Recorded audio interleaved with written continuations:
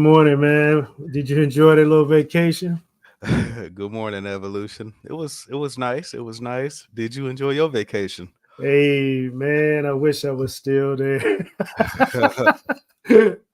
But we'll get into that discussion off the air, man, because that's a long conversation, bro. So you ready to get into this, man? Ready to get it going again? Yes, sir. We're just waiting Uh, on you. all right, let's do it. What's going on? What's going on? What's going on? I am your dude, Evolution, and my sidekick right here with me is Mr. Poetics. Poetics. What's going on, man? How you doing this morning? It's been a nice journey, but I made it. All right, all right. How about Now, yourself? hey, man, I've been on a journey myself, man, literally. But I made it as well, man. So thanks for everybody hanging out and looking forward to our next show while we had to get some vacation time and we back in it. Uh, you got anything you want to say before we get rolling? Man, I'm just ready to get going. All right, cool, cool, cool, cool. So today's topic, man, is we talk about this a lot off the air, yo. NBA basketball, lack of defense, offensive specialists. We're gonna get into that real quick, but first we're gonna hit up our sponsors: JG's Lounge, TGBTG, Golden Diamond Productions, Vive, VYV. You shake it, you sniff it, get your thought process going for the day. Uh, Go to myvibe.com and type in. Uh, it has been a long time, bro. I told you. I told you. It's been a Uh, doozy. Lucian 15, LUTION 15, and get that discount. Help support the show. Want to announce also that we are on Rumble now. We've been getting some serious views from Rumble.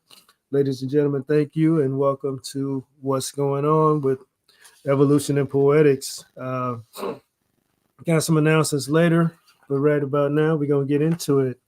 Uh, Bro, NBA basketball, lack of defense, offensive specialists. Let's talk about why that is, or what you think has happened, or what has changed along the way. I got a bunch of topics we can go off of, but what off the top of your dome, man? What you got?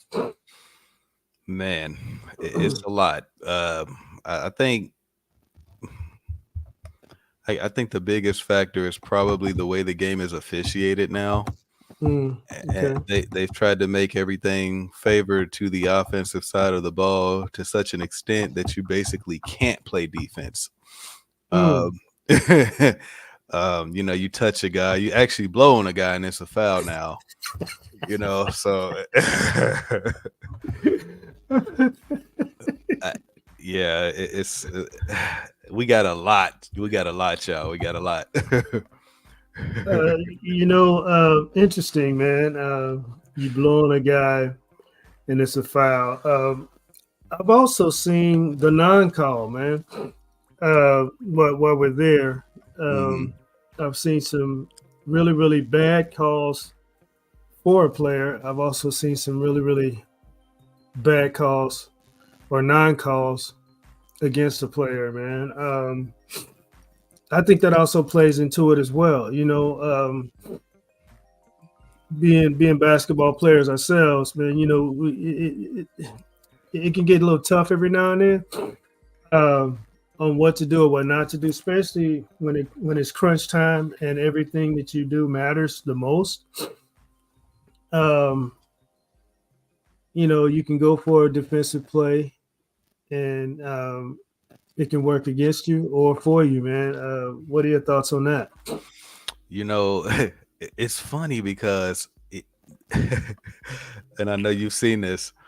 when you look at the NBA games when during the telecast and the broadcast, and you look at a referee makes a bad foul call or Mm-hmm. maybe a non-foul call or Mm-hmm. something on those lines. If you notice, almost in every NBA arena, fans start chanting, "Refs, you suck," and Yeah. it's so funny because in a lot of cases the fans do have a gripe. Yeah, absolutely. The other side of it is they're human. They can't see everything 100% of the time, even though it's Mm-hmm. three guys out there. But I mean, with the access of instant replay and Mm-hmm. being able to actually review calls, with coaches' challenges now, uh, you would think that it still wouldn't be quite as lopsided as it has been at times.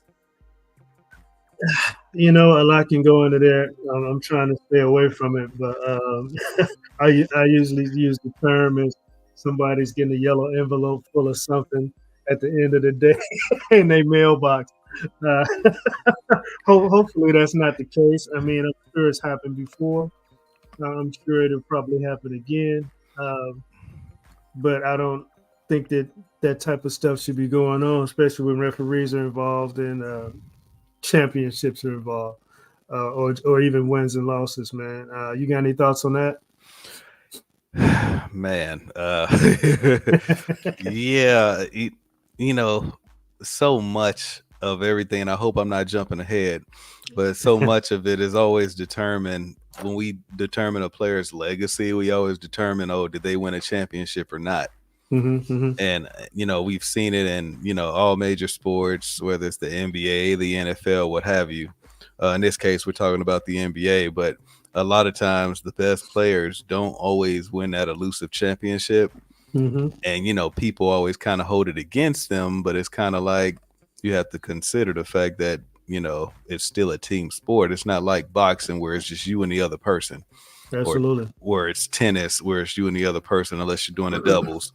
So it's you get people have to take into account that there's 10 to 12 12 players on a roster, and that it takes pretty much everyone in order to win. Not only that, it takes the coaches, the Absolutely. trainers, the assistants, the GMs, everybody up top to actually be able to put together a team to actually go win it off. So Absolutely, man. Absolutely. So we're gonna tune in to the topic of the day, NBA basketball, lack of defense, offensive specialists, and we're highlighting what has changed.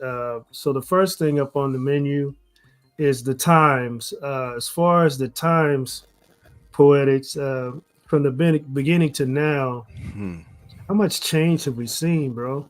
oh my God, it's like night and day. So I mean, and I'll just start with, let's say, 80s basketball, right? Mm-hmm. In the 80s and the 90s, you had a physical brand of basketball. And I mean, one can definitely argue that it was too physical at times. Mm-hmm. And the players got away with a lot. Mm-hmm. And I do understand that aspect. But now it's to the point to where there's literally no balance. Like, now you literally, you literally just touch a guy, you blow in his direction, and you might get a flagrant call. So, so it's just the rules have really been adjusted to be so heavily in the favor of the offense. Mm-hmm. I'll say it this way: when guys score 40 or 50 points now, it's not nearly as impressive as when it was done 20 or 30 Oh years yeah, ago. oh yeah, absolutely. Because it's no work, man. It's no defense being played. It's like they get a free pass to shoot a 3-pointer. I mean, it's been, especially in the playoffs. They tune into that 3 line and try to put more pressure on them. But still, they pass the ball 2 or 3 times, and there's a wide open person to shoot a 3.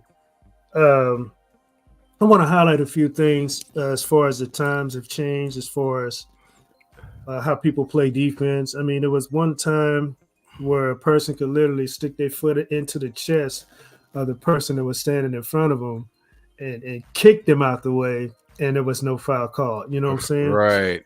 And then we evolved to the Reggie Miller days where he would like stick his foot out and touch Dude, the person who was playing defense, which get that's the been updated now. yeah, and he All would get because of him. yeah, and he get that foul call, and then there was even Michael Jordan who would like slap his own wrist and get a foul call, which was genius, but they kind of eventually got onto that. Then we entered the stage of flopping. You know what I'm saying? Where people got trying to get academic awards, Right. Academy awards. I mean, and Right. for really going above and beyond when they really weren't fouled. And we've seen clips, man. It's just amazing how some people just carry on. But just that alone, when we're talking about the times of change in basketball when it comes to defense and offense, what are your thoughts, man? Man, so I'm going to say something that's going to be a bit controversial, but oh well, that's why we always, let people know what's going on. Right. So I enjoy the offensive specialists that the three-time MVP Nikola Jokic and even Luka Doncic, who's in the playoffs, he just hit a game winner last night. I enjoy the brilliance of their offense. They're just outstanding. I mean, if you're gonna critique anything about their game, you basically can do nothing when it comes to the offensive side of the ball, right? Okay. However, my issue with people ready to crown them the best players in the world is they dominate one side of the basketball. And I remember when, in order to be considered a superstar, you had to be not only an all NBA first team or second or third team, but you had to be in the running for first or second team all defense as well. Absolutely. And whether it's the Joker, whether it's Luka, a lot of times you can just see that some of those guys are never going to make all defensive team. But people are ready to give them the crown because they can put up a triple double. And I'm like, it's great that they can fill up a stat sheet. But, I always say it, this is not football. You're not playing one side of the ball. You're literally having to say, if you're really a superstar, you're going to be effective on that offensive side of the ball, but you're going to say, hey, my man is not getting 30 either. So, like the Michael Jordans, he would go out there and get his 30, 40 points, but his man would be lucky to get 20. The same thing with the glove. People really actually took pride in defense and saying, I'm not only an offensive superstar, but I'm going to make sure you're minimized on when I play defense on you. So that's just the way I see it. Okay, that's fair. Let's go to the second point of the day. Which is the pay, which I think has a lot to do with what you were just saying from a different perspective. Sure. When the NBA started, the money was there, but it was not quite nowhere near where it is now. You've had a lot of things change, and one of the biggest things that's changed is the pay. And I think because of that, organizations, ownership, rules, and even referee calls have to kind of be handled a different way. What do you think? You know what? I'm glad you brought up that point. I've noticed that in the NBA when it first came into fruition, right? It was something so new. You had the George Mikan era for the Minneapolis Lakers before they actually went to LA. Some little history for our audience. Right. But during that time, people don't understand that the NBA, even though it was decently popular, it was kind of like how, and I hate to go here, it was kind of like how the WNBA is now, where they were still really trying to find their way and build up to what it eventually could become. So now, obviously the NBA is, one of the most lucrative and most popular sports in all of the world, right? But, like you said, a lot of that now of course, with that comes, much, higher TV broadcasts. Mhm. You got NBA players getting paid ridiculous money, right? Right. And the beauty of it is, so I see both sides of that coin. Uh-huh. The beauty of it is, when you generate that kind of buzz and that kind of income, Mhm. should you not be compensated for all that money that you generate as a player? I absolutely think you should. Okay. Now, on the flip side, Mhm. one couldn't argue that, let's say teachers, for example, educating these players, getting them through high school, in some cases through college, Uh-huh. and their salaries are what they are. Mhm. And it's just such a large gap where it's just like you make 100 or 200 million to dribble a ball and put it through a hoop, and you got people out here who are busting their tails every day who can only see an incredibly small fraction of that. Okay, my turn. Big mouthful. Yeah, absolutely, man.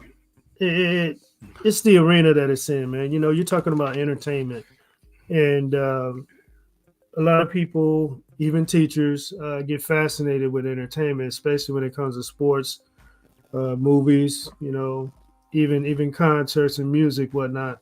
Um, but it's the avenue, man. A lot of people are willing to spend money to see that game be played, which turn in return brings the revenue high like it is. And those players who stand out, they get that reward of a high paycheck. You know what I'm saying? Um, um, is it fair? uh, I would say this, bro. I would say this. Um, if I went to school to be a doctor, I got to put in a lot of education time to get that degree to be a doctor. Uh, and once I get that degree, finally, I'm rewarded with a doctor's pay. You know what I'm saying? Um, and if I wanted to be a teacher, you know what I mean? I can be a teacher, but what kind of teacher am I going to be? You know what I'm saying? If I'm going to be a school teacher, I can expect to not get paid enough to live on. You know what I'm saying? If I'm gonna be a college professor, I may get a little bit more. You know what I'm saying? But if I'm a teacher, as in like a coach of that basketball player, I'm not gonna make what a basketball player makes, but I'm gonna make a lot more. You know what I'm saying? Oh, Than for those sure. than those other teachers. So it depends on what avenue you go into. What you got, bro? I love it, man. It's funny because I think, and I'm sure you have heard about it, but I think they just instituted it. I think it was this season where there's a minimum amount of games played to be able to qualify for the major awards in the NBA now. I think it's 65 games. Okay. And I'm going to bring it here. All right. I want to talk about. I'm going to mention two players here because I just think it's relevant for the topic. Okay. Nikola Jokic, of course, Mm-hmm. but then you got a player like Joel Embiid. Mm-hmm. Now, the consensus. Oh, a lot of people are, Joker's the best center in the league. It's not even close. And they leave it there, and it's just like, wait a minute, Joel Embiid gives it to the Joker on a regular basis when they actually do play against each other. Mm-hmm. And the Joker, again, that defensive side of the ball, right? Mm-hmm. When Embiid is on defense, right, he's in the running for all defense, every season. He just has to play enough games to actually qualify, obviously. But Right. he impacts the game sort of like how Hakeem Olajuwon did, where when you go into that paint, you literally have to think, do I really want to put this shot up? But when guys are going against the Joker, sometimes they're going to have a straight line drive to the basket. Mm-hmm. So I say all that to say maybe a player like the Joker, and I can't believe I'm going to defend him as much as with my belief. Maybe they're thinking about, hey, I don't want to get injured, right? Mhm. So they understand that if they miss X amount of games, that affects the amount of money they'll make during the course of the season. That depends. Mm-hmm. That depends. Go ahead. Well, I was just gonna say, because I know a lot of times, you're paid X amount per game or what have you, and if you're missing a lot, of course, you're still going to get a portion of your NBA salary for sure. But it's like, it's nothing like getting the full compensation of your one game salary, which blows everybody else's salary out of the world, right? Right. I'm thinking Derrick Rose, right? Man, D Rose. I'm thinking Derrick Rose, but we'll get into that here in a couple minutes. What else you got, bro? Anything else? No, I think we're good. Okay, all right. So the next one we're gonna get into is the rules. How have the rules changed? I think you might have mentioned this before when it comes to lack of defense and offensive specialists in the NBA. In NBA from the beginning to now, what you got, bro? Oh my God! So looking at the rules, I'm a big proponent of back in the 90s, you could actually hand check, right? Mm-hmm. And I felt like your scores, obviously reflected the physicality of the defense actually being played. Because during that time, you might have a final score of 95 to 88 or whatever the case may be, and you just knew that every single point was so well earned, right? Yeah, absolutely. Whereas now it's kind of like your final score could realistically on the low end look like 130 to 120 sometimes. Yeah. And I'm just like, does anybody, it's like you want to see somebody give that defensive effort, but with the rules being what they are and sway so heavily in the offensive player's direction, as a defensive player, you're kind of like, man, are the referees going to allow me to touch this guy on this particular possession, this particular game?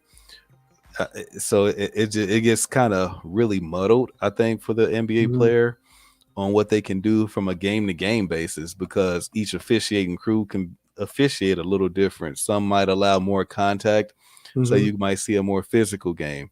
And then others might say, oh, I'll let it be more free-flowing and call next to nothing. And, there you have it. So I don't know. It's one of those things. I'm going to bring it here, bro, because I think this is also relevant and important as well. You mentioned the score being a lot higher. I'm going to bring in the fact that we have the 3-point, the 3-ball, and also the 3-point play, that people are really utilizing effectively a lot more now than they ever have before, because they realize the person that wins the game scores the most points. And of course, if you're effective with the 3-point play or the 3-ball, you're definitely going to increase your chances on winning the game. What are your thoughts, bro?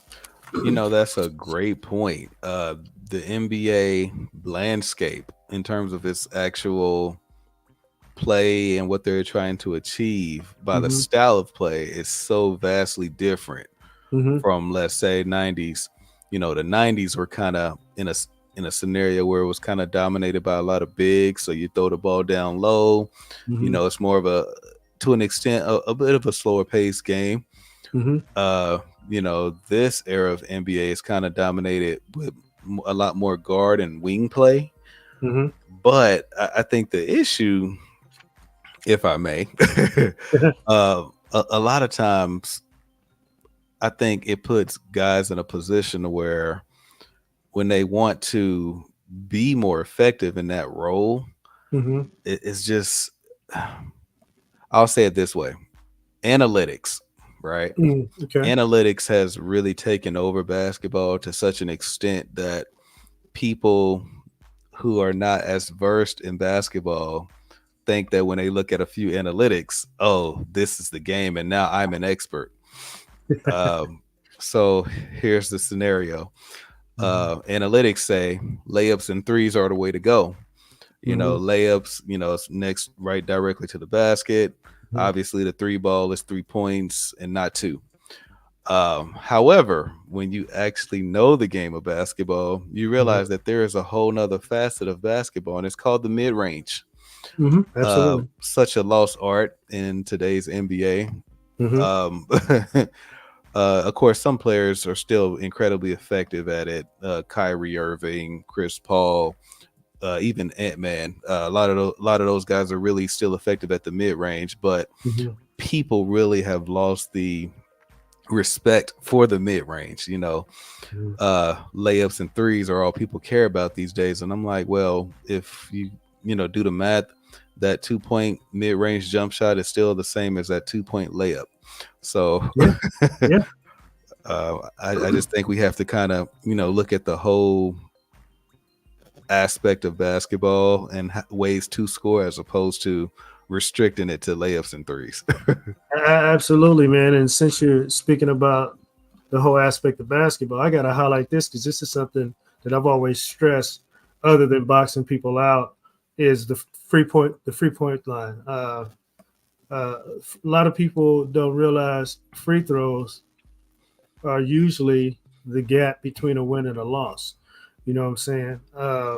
Most games are decided by 5 to 10 points. You know what I'm saying? And when you look at the stat line from the free throw and see how many, free shots that they miss, that's the game. You know what I'm saying? What are your thoughts on that, bro? Yeah, absolutely, man. And it's funny because a lot of times, and I'm going to bring it here as well. A lot of times you will see in a lot of games, you'll see a large free throw discrepancy.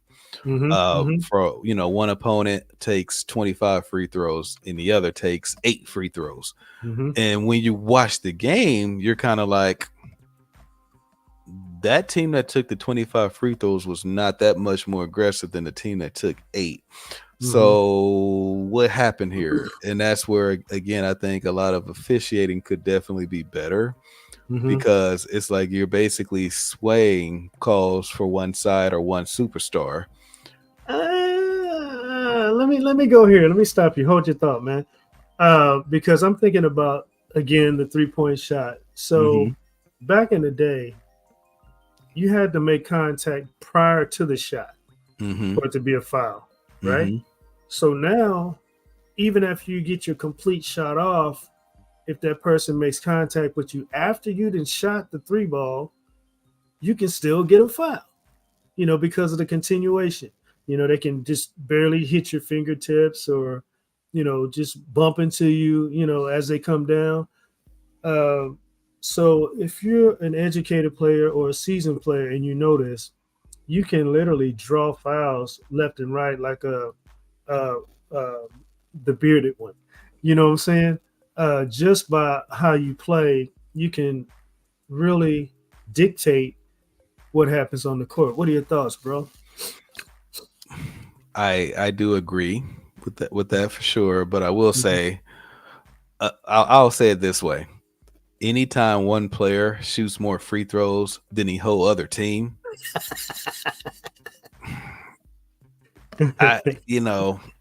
don't get me wrong. I know that there are some great players who are obviously specialists at being able to draw and create contact, but it's kind of like at the same time, I've always said this, and I don't know if it's because when you showed me the game and taught me the game, I understood certain things, but I've always seen it as, not all contact is worth a foul or a foul merited contact.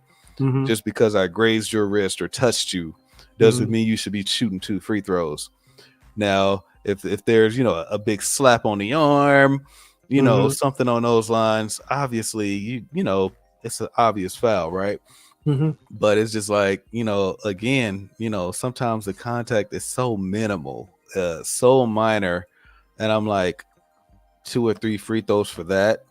Now, where I will give the NBA credit, and I can't believe I'm doing that, is that guys being able to come down after they shoot in that shooting motion, Mm-hmm. they have to be able to come down clean. Mm-hmm. And they've definitely made that, a rule now. And even to the point where you can access a flagrant foul if they were not able to. Mm-hmm. And I do like that because we all know firsthand the great Kawhi Leonard has never been really the same ever Mm-hmm. since he came down on somebody's foot. And Mm-hmm. the way that player closed out, it was Zaza Pachulia. The way he closed out, it was just kind of like, why would you close out like that? Because now it's dangerous where you're putting that player in a compromising position. Absolutely. So I do think that. Oh, go ahead. No, I was just going to say, and that's one of the reasons why rules have changed in the favor of the player when it comes to offense. Right. Mm-hmm. And I do like that change. Player safety is a big part of that, and I do appreciate that. But it's kind of like this little ticky tack stuff that they call. I'm like, dude, really? And you mentioned Kawhi Leonard, man. He's another inside the perimeter shooter who's excellent when it comes to assassinating another team inside the perimeter. For sure. Excellent game. It's just amazing because, and Kobe Bryant predicted this a long time ago. Where let's talk about the All-Star game just for a split second. Okay. When you look at the All-Star game, it was once one of the most coveted things you wanted to watch year to year to year to year. Mm-hmm. Because it was obviously the best players coming together, but it was the best players coming together to compete at a high level while still entertaining the fans. Mm-hmm. Now, they're letting guys just literally walk in and score half the points that are scored during the course of the game. And it's like, obviously, you don't want to compete as if you're playing in the NBA Finals and risk an injury in an exhibition game amongst your peers. Mm-hmm. But I mean, the competition of it all, where's that fight? Where's that say, hey, I want to win. I still want to show that I'm better than you.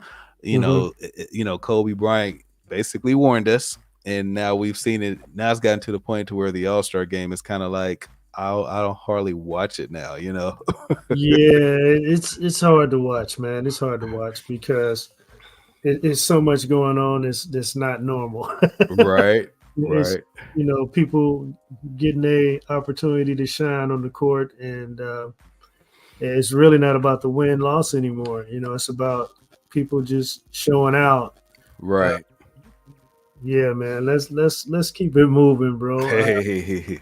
Let's get into the contracts. How the contracts have changed, how the effective defense and offense has been in the NBA over the years. What you got, bro?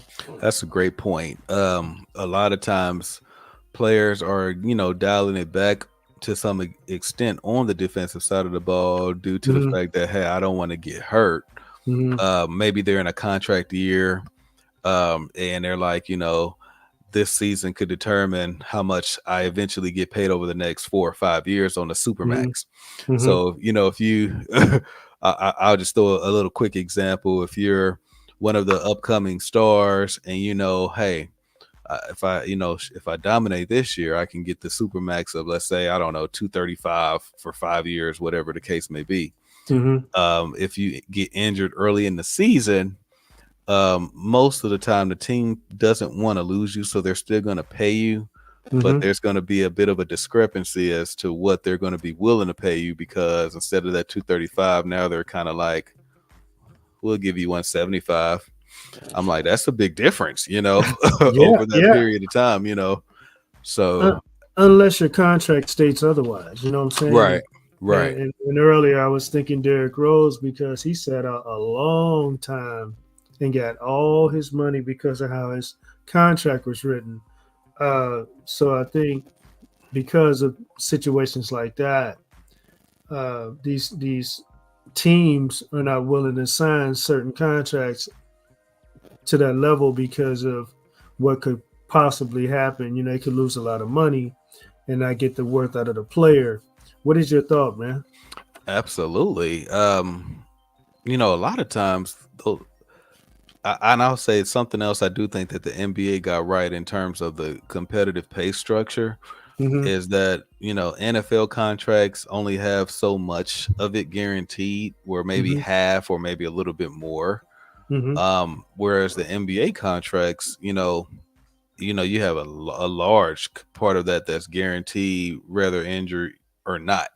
So I do like that aspect of it.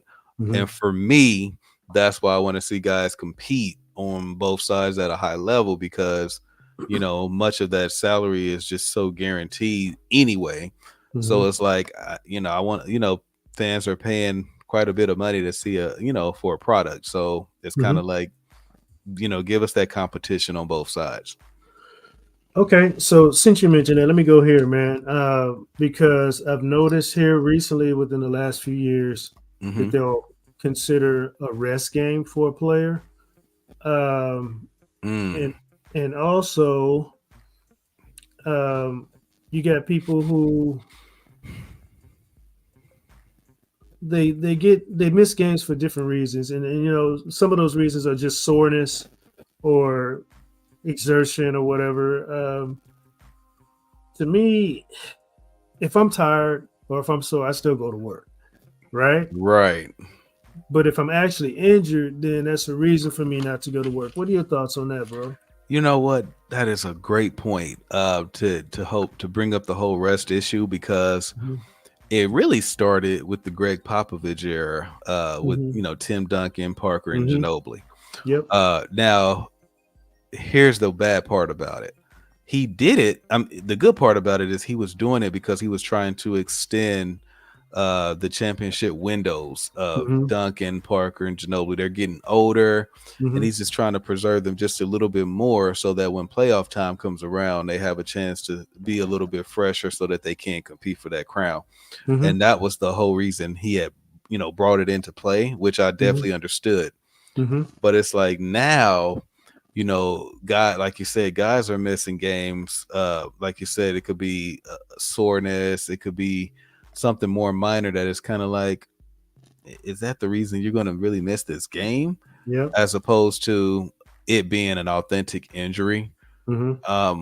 And yeah, so I am a big total proponent of that as well. Like, if you're making all that money, play the game. If it's a situation where you can't play, I get that part. Mhm. Mhm. Something that's fractured, ACL injury, Achilles injury, those I obviously completely understand. But it's like anything else beyond that, like here's the other side of it, right? Mhm. And I think this is a great point. When people have to understand that when these superstar players go to visiting cities, Mhm. they have to understand that sometimes people in those visiting cities, that might be their favorite player coming to town. Mhm. And then you find out at the last minute they're not suiting up for this reason or that reason, and you're like, Mhm. what the heck? You spent all Right. that money thinking Yep. you're going to be able to see this player play, And you can't get it back. and now you can't see him, and it's just like, and then a lot of times it could be a late game scratch, so it's not like you could just go and sell your tickets last second. Exactly. It's one of those things where it's kind of like, value the fan as well, Mhm. because it's the fandom of it all that makes these contracts what they actually are. People are willing to pay crazy amounts of money to see these players. Absolutely, man. And I got a thought while you were talking. Um, yeah, it was actually my idea to bring up about them resting players, but also on the other end, people can have those serious injuries like you're talking about, and for some reason they try to rush them back. Yeah, yeah, What, like what you what you got? What you got for that, bro? yeah, like maybe I think we may have seen that slightly with Giannis Antetokounmpo this past season, where Hmm. Doc had even went on record and said, I seen that there was something that I probably should have kept him out, but he was Hmm. just begging to play because he loved the game that much, right? Hmm. Where Right, he's right. like, I want to be out there, which is funny because in a way for me it's kind of weird, but I respect that so much, because Hmm. you can't keep this guy off the court, and then other guys are taking any other reason that's not valid to just be like, to basically miss the game. And I'm like, really? Hmm. Hmm. So that's what separates some players from others. True. So, we're talking about the NBA basketball league and the lack of defense and offensive specialists, and how it's changed over the years. Uh, so we're going to get into the amount of games that are played now versus then. Um, let's look at how the postseason has extended, and now they have this play-in, and they also have the mid-season uh, Tournament. tournament. Yeah. Uh, and they still have their preseason games, which they've been adding into that, try to expand the market more. So, what are your thoughts, bro? Man, it's really an interesting dynamic because you really don't. I mean, the players are playing a lot of games, or being asked to play a lot of games. Mm-hmm. Um, Now, here's the beauty of it, though, for me, and this is why I don't mind the in-season tournament as much Mm-hmm. as at first I was kind of like, but then I kind of came around, because the beauty of it is the players are actually, even with that in-season tournament, are not really playing more games, I don't think, than they were playing during before. It's still more structured around that 82 games, Mm-hmm. but they lump it in to that mid-season tournament to make it to where it still kind of rounds out at that 82 games, which I think is pretty genius. Mm-hmm. And I think they did it to boost the competition spirit in the players during the regular 82 game season, because a lot of times people are saying, oh, it doesn't matter until the playoffs hit. And it's kind of like, that regular season is still a part of the playoff journey. Like it determines everything, seeding, all of Mm-hmm. that. So you have to, have a good competitive regular season in order to, have I think, better playoffs. Especially, think about it, the John Stocktons, the Jordans, the Karl Malones, these Mm-hmm. guys were playing on average 82 games per year. Mm-hmm. You couldn't pay them to miss the game because they Right. wanted to play that much. Right. Now guys, like I said, it's just any reason that they can come up with in a lot of cases. And they're missing the game, and it's just kind of like, man, I like to see guys have a little bit more heart for the game and say, hey, if it's not a legitimate situation, and we know what legitimate is, Yeah. you should be playing. True. So True. So, man, let's take a little break real quick and get to one of our uh, one of our excerpts we do on our show. It's called "I Didn't See It and I Didn't Heard It All." I got a couple of them, man. This first one, you just gotta hear it, man. Feather from extinct bird sells for a record-breaking $28,417.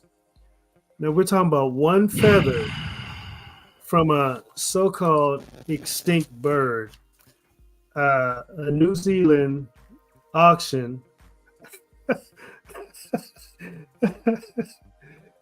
Oh man, a New Zealand auction house said a single feather from an extinct hula bird. Did I say that right? Huia bird. You see the hula bird or Huia bird? Let me see this. Let me blow it up a little bit.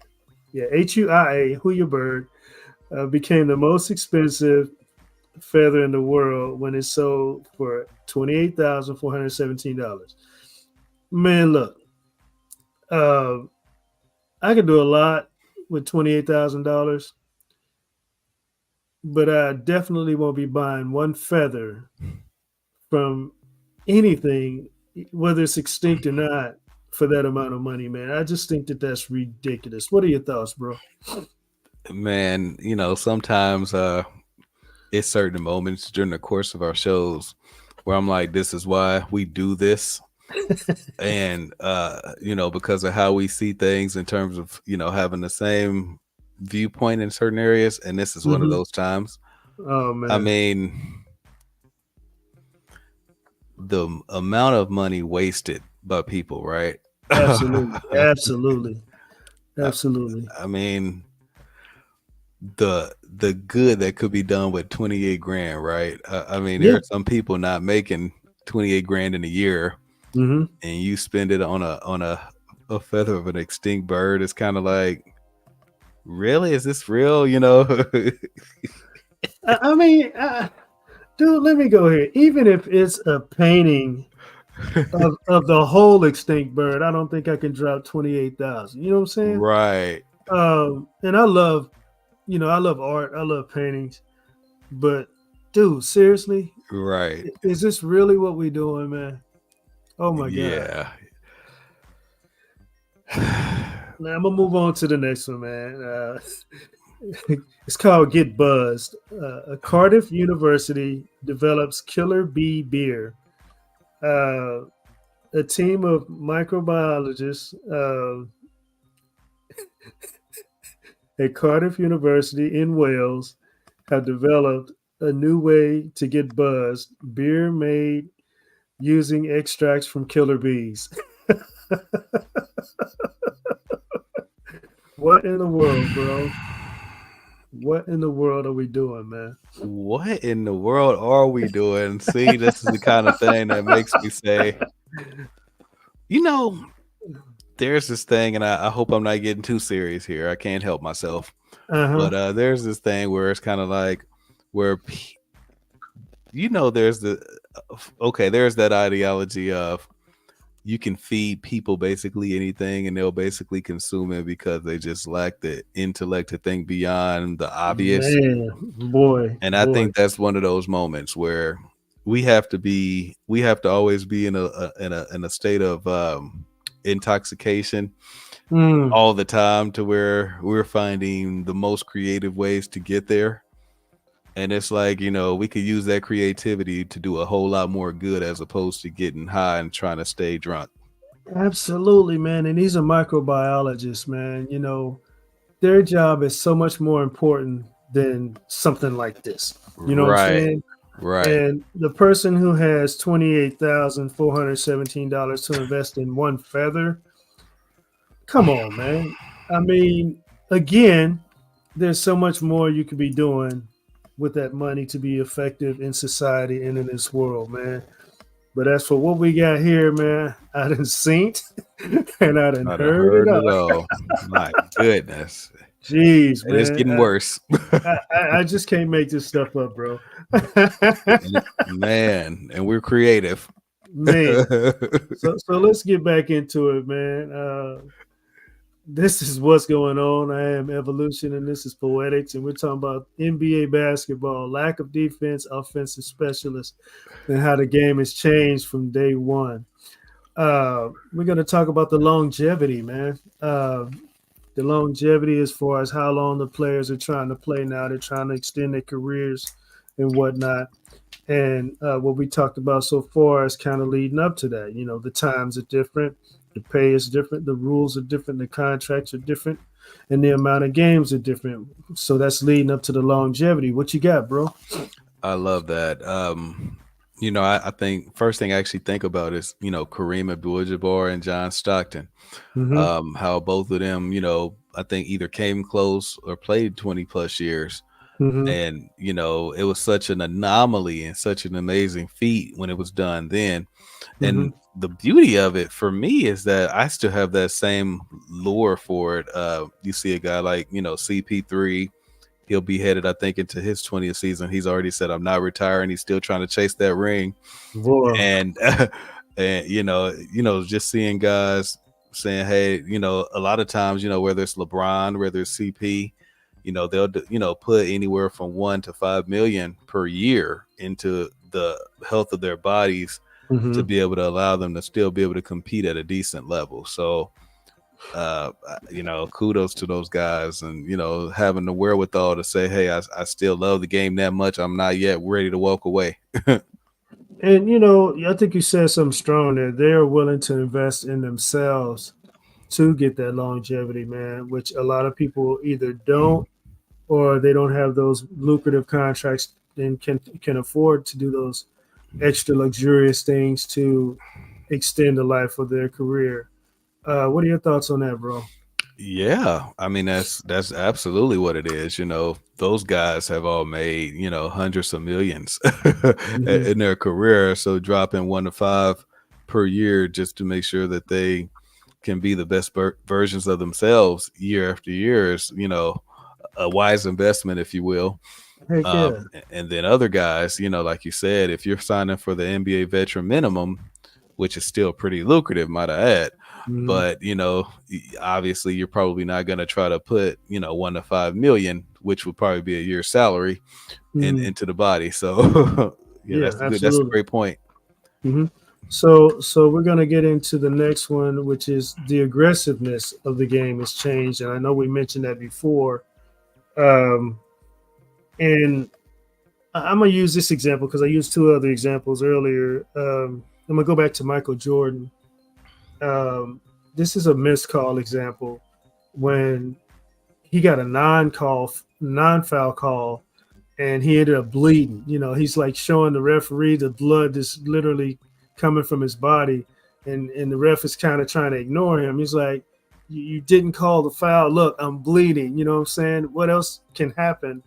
You know, it can be reviewed. You know what I'm saying? It can be overturned, but that referee still just did the non-call. What are your thoughts, bro?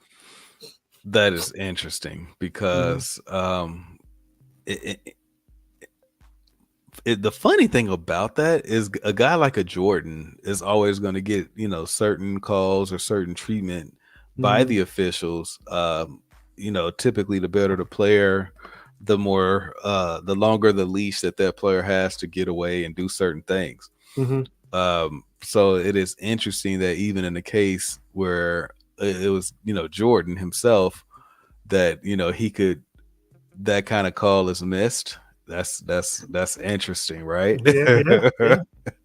um and then on the flip side, you got, you know, again, you know, a guy barely, and I mean, I've seen it, man, you know, guys driving in for a layup or dunk, Hmm. and literally the player borderline moves out the way because they know the official, they've adjusted to the official calling every little thing, Hmm. and it still becomes a foul, and it's just like, why are you subjecting us to this, you know? Well, I mean, let's just think about the players that brought us to this. You know what I'm saying? I mentioned earlier about the player that used to stick his foot into people's chest. And then you had people like Shaquille O'Neal who would just overpower the opposite the opponent like they were just not even Not there. even there. Uh-huh.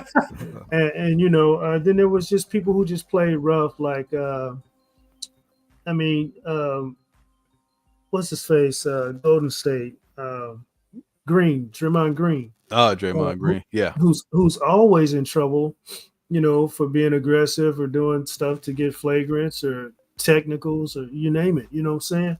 Uh, it's always been players like that throughout the history of the NBA for some weird reason, who, because of those players, they have to alter the rules and when it comes to aggressiveness. What do you got, bro? Ah, that is a great point. I got something that I think you'll like. Okay. I think the reason you have some players like that, and people kind of like to associate them as being, you know, dirty players, right? Mhm. Yeah. Hmm. Because they're, you know, teetering that fence and sometimes just going way past it. Hmm. Um, Here's the thing: a lot of guys, whether it's the Draymond Greens, Patrick Beverleys, sometimes let's face it, Chris Paul's, they're so competitive, and a lot of times, you know, in not in all of those guys' case, but some guys are not as talented as others, just from Hmm. a offensively gifted perspective, right? Hmm. So sometimes it's that feistiness and fierceness that is their actual talent, if you will. Wow. In other words, they have to be a certain way in order to have a chance to stay on an NBA roster. Hmm. And you know, a guy like Chris Paul, he kind of straddles the fence because he's so fit, he was so gifted in his prime, but yet he would do some things where you're like, he got away with this too, kind of thing. Yeah. Now a guy like Pat Bev, and it's funny I mentioned those two guys because they have quite the history against each other. But a guy like Pat Bev is not the NBA offensive juggernaut that Chris Paul was. So for him to kind of border that line of not going over the line, that's how he's made his living. Being feisty, being a competitor, being a dog. Basically, I'm gonna get into you, and you're gonna earn every inch. And sometimes when he does that, the results are what they are. So. And back in the day, that used to be part of the team. That was one of the strategic players that they had on the team, an aggressive player to get everybody going or to disrupt the offense from the other team. Not so much anymore, man. They kind of have to get away from that. Right. That's a great point. Even some fairly recently, you still see some players like that, like you mentioned, Draymond Green. Golden State doesn't win those 4 championships without him. And I got to take it here. If you recall, in the 80s, when you would see the Lakers and Celtics go at it in the finals, and Kurt Rambis might actually clothesline somebody, or Bill Laimbeer might do almost borderline a rock bottom on somebody. Man. and they got I won't say they got away with it. It was a foul call, but it was just kind of like back then there's no way somebody's getting thrown out, right? Right. Whereas now, if you do something like that, oh my God, you might not only get thrown out, but you might get suspended 5 games. So absolutely. So aggressiveness has definitely changed quite considerably for sure. When it comes to defense and offense, man. My next one is injuries, bro. We kind of highlighted this before, but I mean, this here can really impact somebody's career, and I think Anthony Davis is who pops in my mind first when I think about this, because this is the most recent as far as I'm concerned, and how he's been pressured to come back to play. And he's like, I'm not ready. I still feel something, and it's not just him, it's other players as well. But your body, you know what I'm saying? Some players, I can't say that it's actually something going on. They might just be mental challenges, or just them wanting to just get the money and not play for it. But it's a trueness to that fact. You know what I'm saying? Injuries have to be looked at differently these days. What do you got, bro? Man after my own heart. So I've always been a big proponent that injuries not only shape careers but franchises, sometimes for the better or worse. I know you mentioned Anthony Davis. I think the guy I think of is you mentioned his name earlier, Derrick Rose.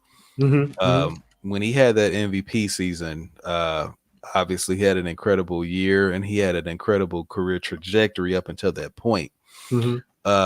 Now I think it was actually that same year, or possibly the year after, he's making a routine drive to the basket, jumps in the air. I think he makes a kick out pass, and when he comes down, he tears his ACL. And it was like, I look at that and I'm like, man, it's just so unfortunate, because it was a contactless injury, right, that altered his career as we know it. When I think of Derrick Rose, you're talking about arguably in his prime the most athletic point guard we had ever seen. Of course, Russell Westbrook's up there as well. But when you just talk about athleticism, man, Derrick Rose, he was different. Absolutely. So, like you said, the injuries play a key factor. And of course, I'm going to throw this in because it's me. I look at, we're talking about almost 20 years for Chris Paul, but people don't realize, a good 5 or 6 of those playoffs that he had early exits in were him having an early exit himself before the Mm-hmm. series was even over due to an injury where he couldn't continue. Mm-hmm. 1 year, just for a quick example, he's making a routine steal, taking a ball from Damian Lillard, fractures his hand. That's crazy. I mean, it's That's like crazy. the kind of luck, some players have. Mm-hmm. I think I Mm-hmm. seen an article where they said he was the unluckiest superstar in the history of the game. And I'm Wow. kind of like, man, it almost makes you wonder. Yeah. There were many other situations, even when he finally made the finals late in his career, where he led Phoenix, Mm-hmm. and they took that early 2-game series lead against the Bucks, and people's heads and eyebrows started to go up, like, man, this could be the year for him, Mm-hmm. and something happened where I think some kind of hand injury was re-aggravated, and he was never the same player to the series. Was it the shoulder? Was it the shoulder? I think it was a hand injury that he suffered earlier in the first round against the Lakers. Oh, okay. And something to do with his arm. Yeah. So he gets to the finals. In those first 2 games, man, he looked like CP3. They go 2-0, and then something happened where he re-aggravated it, and I know that for a fact. It was never reported, but you could just, I think Stephen A. said it best: use your basketball common sense. Yeah, he wasn't there. He wasn't the same after that. Yeah, he couldn't hang on to the ball, and then on top of that, you got an all-world defender like Drew Holiday defending him. So it's kind of like, yeah, he wouldn't be the same. But it was like he couldn't even hang on to the ball to an extent. His turnovers went up like 4 to 5 a game. Mm-hmm. Prior to that, he was only averaging maybe 1 or 2. They were 2-0, looking great, and it's just kind of like, those little things can, like you said, really shape a career. Absolutely. So after the injuries, we lead to the amount of teams. So the NBA has been growing, here and there, adding expansive teams, and even like I mentioned during the preseason, they're going around the world with some of their games. With that being said, there's a lot more play involved. Every time they add them on another team, they got to play that team so many times. In the preseason, the regular season, and the postseason, which will add to the physical commitments. What do you got, bro? Yeah, when you look at the whole scope of it all, man, it's so interesting because when the NBA first came out, it was more like a 8 to 10 team league or something on those lines, and you're only having to play, so many teams. I mean, I think the number of games were still pretty close to the same, but you're having to play, just a handful of teams. Now the NBA is basically tripled in team size in this expansion. So now you're, playing 41 games in your home arena, which is great, but you're also playing 41 games in every other arena. And that's a lot of travel involved. It's a ton of travel. And then, like you said, NBA abroad, you even have to go to Toronto. So now you got to have a passport just to play in Toronto. No kidding. So it's definitely a different ball game for sure. Yeah, absolutely. And then from there, we go to the shared interest of ownership. A while back, we had a lot of players boycotting because how they found out these teams are making billions of dollars, and the reason that they're making these billions of dollars is because of the players that are drawing the attraction and the money through that organization. So they was throwing a fit about, we deserve more. You guys are just sitting back collecting money off of our efforts. We deserve a bigger piece of the pie, which eventually made the owners have to look at the scenario differently when it comes to these players and how they're being expected to do such so much, I guess. What are your thoughts, bro? Yeah, that's the part where I was mentioning earlier where I'm all for the player salaries because it's like when you generate that kind of buzz, when you generate that kind of income, Mm-hmm. I mean, it's literally an economy into itself. Mm. So, you they have to be compensated when they're generating that kind of, income. And then I'm gonna take it here. Mm-hmm. I think it's beautiful because now you're seeing players have percentage and ownership stake in the NBA franchises now. Mm-hmm. With Dwayne Wade, having part ownership of the Utah Jazz, and Mm-hmm. I think Jordan, I think, still has his stock with the Hornets. Mm-hmm. So I know Chris Paul's mentioned he's wanting to own an NBA or have NBA ownership and a WNBA team as well. And Mm-hmm. so it's great that these players are starting to actually get what they've always deserved in the first place. Mm-hmm. I agree. I agree. How about the balance? Does that throw the balance off a little bit when a player has ownership, or um, does that add weight to what they're doing over other players? What do you think? I think that's a great question. I think it depends on when the ownership is acquired, Mm, because I think that if a player has a percentage while they're still playing, I mm-hmm, think most definitely yes to your question, because I mean they kind of get to call, or at least have a say in something that goes on and how the organization is actually being ran. mm-hmm, mm-hmm, Um, Whereas when a player's actually retired and they have a percentage, it's different because they're not even on the floor anymore. They're just kind of overseeing certain things and collecting from that effort. So yeah, yeah, they're it's more of like a they would have a more of an advisory role. I right, get, right. yeah, yeah. Hmm. Great Cool, question. cool. Great Thank you, question. sir. Thank you, sir. And what we're gonna do now, man, is hit another one of our excerpts from the show. Which would you prefer, their money or their influence? And today, the people that we're comparing are Kevin Hart and Jerry Seinfeld. You want to go first, bro? Yes, sir. Yes, All right. sir. So this is gonna kind of surprise you, uh, I think, but I think I would take Kevin Hart's influence, Okay.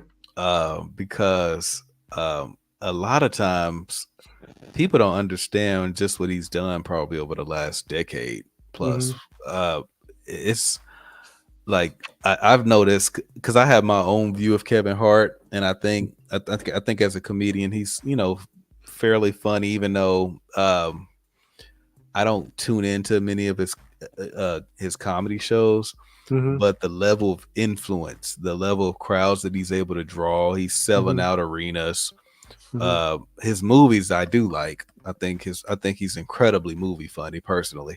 Hmm. And yeah, when you have that kind of influence, it kind of push your name out there, and people start talking about comedy grades and who's in the top tier, Hmm. and there are some who kind of feel that he deserves to be in that top tier discussion. So I mean, that's if that's not influence, I don't know what is. And I'm gonna highlight your influence. I'm gonna piggyback on it. Sure. Um, Kevin Hart just won the Mark Twain Prize, and with influence being stressed on this, Jerry Seinfeld, Dave Chappelle, and Chris Rock came to that celebration, along with a host of other people, man. But those are mega comedian giants. And you speak of influence, I don't think Kevin Hart even went to the the Mark Twain Prize celebration when Dave Chappelle won it. But his influence is so big that Dave Chappelle came to his, even though he didn't go to Dave Chappelle's. I don't know what was going on, but I'm sure he was busy doing something. But yeah, that's a heck of amount of influence, man. But I'm actually gonna go with Jerry Seinfeld's money, Mm, uh, because this dude is scratching the the billionaire mark. He's real close, man. He'll hit it before too long. Um, and it takes a lot for a comedian Right. to build to that level, man. Right. That's incredible, bro. Absolutely. When you look at all the other comedians and the money they're generating, even including Kevin Hart, they don't come close Right. to what Right. Jerry Seinfeld has built now. He's probably been doing it a lot longer. But even still, man, somebody like Eddie Murphy doesn't come close to Jerry Seinfeld when it comes to the volume of money that he's built Right. throughout his comedian career, man. So I think that's to be noted way up high because it's just not something that people become billionaires from being a Right. comedian, man. You know, It's like once it's you like a yeah, go ahead. great point. Sorry to cut you off. Mhm. It's like there's one of the. It's like I'm reminded of there's a first time for everything, Absolutely, and, absolutely, and it's like he looks like he's going to be the first one to actually hit that billionaire mark, which is like incredible, right? absolutely, absolutely. As a comedian, Man, I mean, what it's Kevin like Hart is doing is ridiculous. But go ahead, bro. oh no, it's just kind of like it's like unheard of. You know what I mean? As a Yeah, comedian absolutely. to be able to do that, Yeah, absolutely, man. I mean, I'm sure he's got his hands in other things, but that's basically his main source of income, right? whether it's a TV show or him actually doing shows. So that's huge, man. That's huge. Um, so we're gonna get back into it. We were talking about the shared interest of ownership. We're talking about the NBA basketball and how defense is not as strong as it used to be, and offense is way beyond what it should be.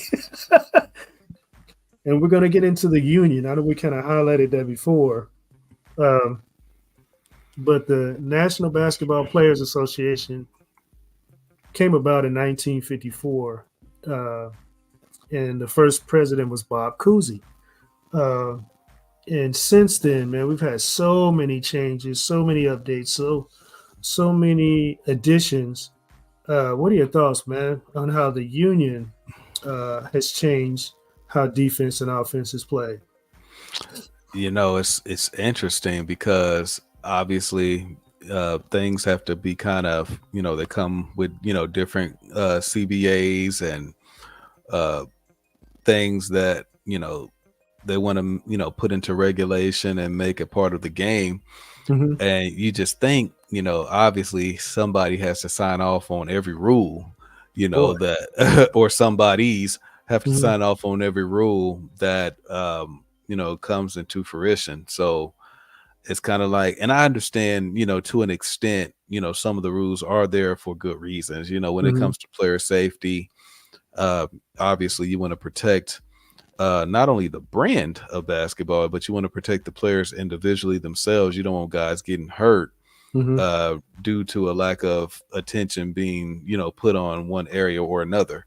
Mm-hmm. So I do appreciate the fact that they're, trying to, worry about player safety to an extent. But I just think that they have to not sign everything that comes in front of their face in terms of making it, they'll cite, oh, this is going to make the game better. But it's kind of like we all know, for us basketball purists, that Mm-hmm. every rule has not made the game better. I mean, on paper it may look good, you know what I'm saying, but in actuality, it probably don't turn out that way. You know what I'm saying? Right. Especially how things are executed, or you can word something a certain way, but how the people receive it is always usually different than how you word it or your true intention of it, man. And that can go a long way in everything. So yeah, the union definitely has had a impact on those things. I agree. So the next thing is the image of the NBA. Why does that affect defense and offense? I'll give you a great example, and then I'll let you go for it. Teams running off the bench because one player on the or two players on the opposing teams got into it. What are your thoughts on that, bro? As far as the image of the NBA? Man, I have quite a couple different thoughts. So, Mm-hmm. on one hand, I think the image of the game itself is, I think it's a more positive one than negative for sure. Mm-hmm. But I also think, there are moments, right, where moments in NBA lore that you'll never forget, right? Like the brawl at the Palace. Yeah. That was a huge moment because it really kind of sent some shockwaves. Mm-hmm. Players were literally getting into it, not just with each other, but players were getting into it with fans. Yes, Uh, absolutely, absolutely. so it was kind of like, okay, something has to be done, right? Mm-hmm. But and I can't believe I'm quoting Charles Barkley. Oh my God, I can't believe I'm quoting Charles Barkley, who I do have a level of respect for. But he had mentioned that if somebody throws beer on him, he's Mm-hmm. kicking their what. Yeah. And I'm like, how can you disagree with that? Like, I'm in my arena doing my job, Mm-hmm. and you throw beer on me? Like, yeah. Everybody has their button that can be pushed, or the level of tolerance that they're gonna accept. Right. But even in those environments, man, you're not representing yourself. You're representing your teammates, your organization, the NBA as a whole. And that's how they look at it. You know what I'm saying? When they examine these things, because it's not just the image of the NBA at this point, it's also the image of the networks, which is our next one. They kind of tie them together.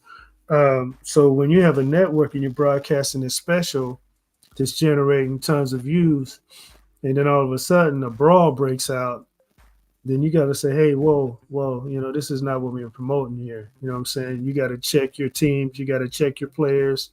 We're getting lawsuits from the fans. They got injured behind this. You know what I'm saying? They're not just suing the NBA, they're suing the network too.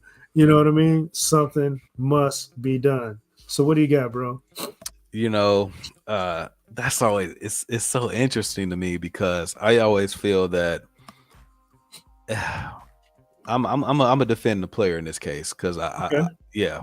So players have to be able to do their job just like how we want to go to work and be able to do our job safely. Mm-hmm. Players have to be able to show up to the arena and play the game of basketball, and and be able to do it safely without having to worry about some fan who's drunk. Right. So a lot of times, and I've seen it, fans put themselves in positions, for players to be reactive to certain things. Mm-hmm. So if you're a fan and you're mouthing off at a player and you say the wrong thing or you do the wrong thing, players are typically level-headed to the point where they realize how much money they're making. Mm-hmm. They realize how much they have to lose, and they realize all the responsibility that comes with their jobs on a day-to-day. And not just the job of being NBA players, the job of being fathers, husbands, sons, whatever. Mm-hmm. So for players to react certain ways in those moments, I think it's actually merited. Like, fans have to understand that there is a line and it can't be crossed. Like, you can't just touch players or disrespect players or families and think players can't or shouldn't respond. Like, at the end of the day, these guys are men and they're going to defend their honor. So absolutely. And I think that's when the organization stepped in and just started having these people ejected from the game. Right. Great job by the NBA there. Absolutely, man. So that was a change that occurred to protect those players and isolate those situations from escalating to what happened in the past. So I think that was one of the things that they did right. Right. And it's not just tossing beer on someone. You can say the wrong thing and get ejected. Absolutely. So absolutely. Kudos to the NBA for making that adjustment in those rules. Also,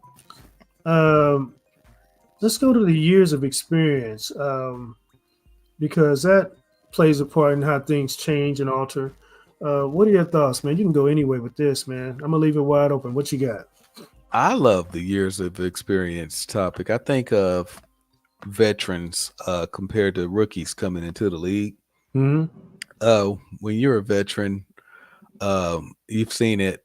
They did kind of recently change the rule. I think it was this past season, but Kevin Durant and Chris Paul for years would just get away with just being able to just rip their arms through you Uh-huh. and draw the foul. Mhm. And so many people and fans were irritated by it, which I definitely understood. Hmm. But it's a veteran move to the point to where this guy's young. He knows the scouting report. He knows that I'm going to probably do this if I see him positioned in a certain way. Hmm. But it's funny, no matter who it's been, they've always been able to draw that foul, no matter at least once or twice a game. Hmm. And a lot of that just goes into being a veteran, understanding Absolutely. those years of experience have help you gain the knowledge of the game to be able to exploit any and every little weakness that your opponent may have. Boy, man, that's great. I don't even have enough for that. You did so well on that one. So the game itself is our last one. The game itself, man. How has the game changed that would support a justifiable response for the lack of defense or the offensive specialist that goes on right now? What you got, bro? Man, I think the game itself, it just has to get better now. I love basketball. I'm still going to watch because I just love basketball that much. Yeah, same here. But the product that's out there now, Mhm. it's just questionable in certain aspects of the competition. You just miss it. You miss the guys that give everything to make to stop their guy from scoring, and within the regulations and the rules, of course. Right. But they take pride in saying, I'm not letting this guy drop 30. He's lucky if he's getting 20 on me tonight. Hmm. And I'm not saying a guy that's an average player. We're talking about the superstar on the other team. You're like, he's lucky to get 20 tonight. Like, I miss that kind of competition and that kind of mentality. Jordan had it, Kobe had it, CP, before he got older had it. Draymond Green, Magic has some of that as well. Hmm. Just guys that put that kind of level into their game. And we still have so much more I think we can touch on with this later down the line as well. I'm gonna say this, bro. Do you think those days are gone? The NBA as we know it, yeah. I mean, unless when they decide to make changes, they decide to negate some of the stuff that they've instituted and let guys be able to play a bit more. Mhm. Yeah, I think it is. That's a sad shame, man. Those were the great days of basketball, bro. It was the best.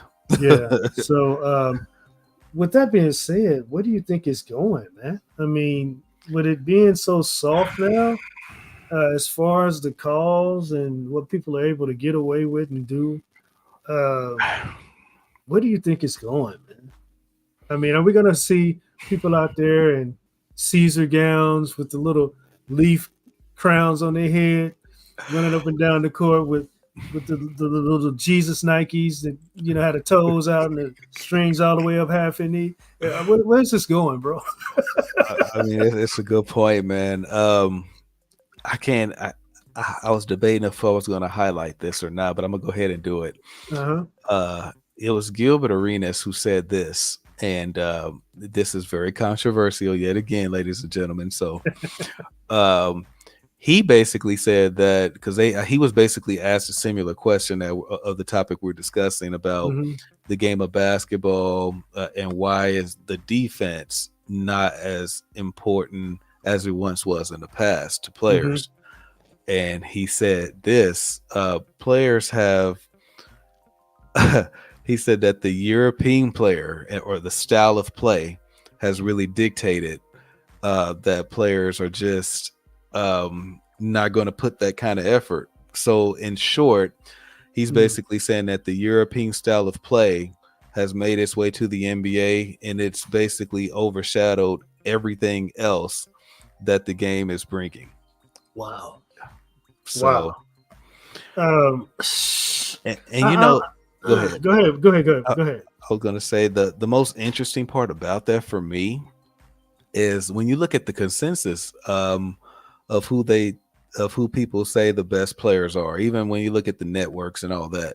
You know, it's always typically the Joker and maybe Doncic at the top of the list. And I'm just kind of like, there are only specialists on the offensive side of the ball, you know. Right. But I look at guys like, even though he's down in the series, I look at guys like, you know, Anthony Edwards. I mean, you can see he gives, you know, tremendous efforts on both sides of the ball where he's really trying to compete and say, I want to win, but I want to compete on this side too. You know, it's hard to say now. You know, Giannis is like that. Giannis gives everything he has on both sides. Absolutely. But it's just, you know, the list, the number of guys now who are, you know, first team all NBA, but first team all defense, you almost don't see it anymore. No, you don't. And unfortunately, we might see less of it from this day forward. Not sure what that's going to do for the NBA. However, I will say that they're still growing.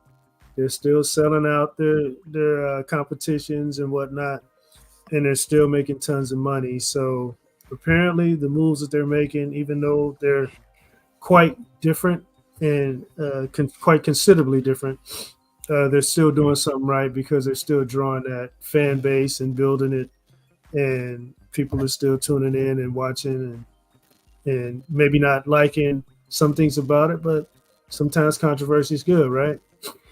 Yeah, absolutely.